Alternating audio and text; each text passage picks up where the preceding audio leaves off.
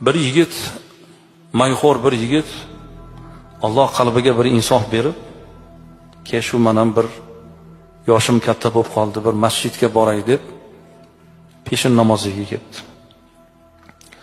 Namozga kelsa, farz namozida turganda telefonini o'chirish yodidan chiqibdi. Farzda turgan chog'ida telefoni jiringlab ketibdi. Namozdan keyin odamlar yopirilib kelib, haligi yigitning ustiga qanaqa odamsan, ahmoqmisan, jinnimisan, nega telefoningni o'chirmaysan, bunaqa qilsang nega namozga kelasan, nega halol berasan deb turib, 3-4tasi yopirilib kelib vajohat bilan yigitning ustiga kelib shu gapni gapiribdi. Qo'rqib ketibdi. Chunki u bilmay qoldi. Yodidan ko'tarildi o'chirish.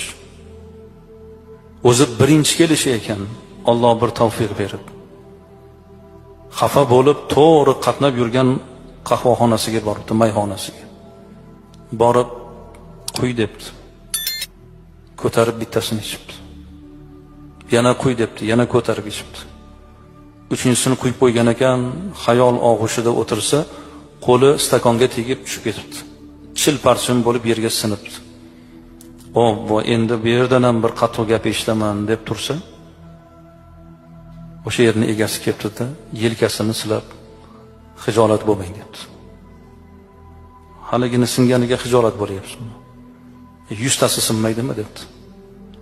Insonning qalbi sinmasin debdi. Qarangki, birgina o'sha yerdan shirin so'z topgan yigit yana o'sha ishni davom ettirib, o'sha yerni doimiy yana mijozga aylanibdi. Nega biz yaxshi so'z ayta olmaymiz? Bir-birimizga qo'pol gapiramiz. Ko'chalarda yurasizlar, sal yo'lingizni to'sib qo'ysa, sal sizga halol bersa, ana keyin aytishni ko'ring. Oldingizni to'sib, nimalarnidir gapirib, nega musulmonlar bir-biriga yaxshi gap gapira olmaydi? Nega biz bir-birimizga shirin so'z ayta olmaymiz?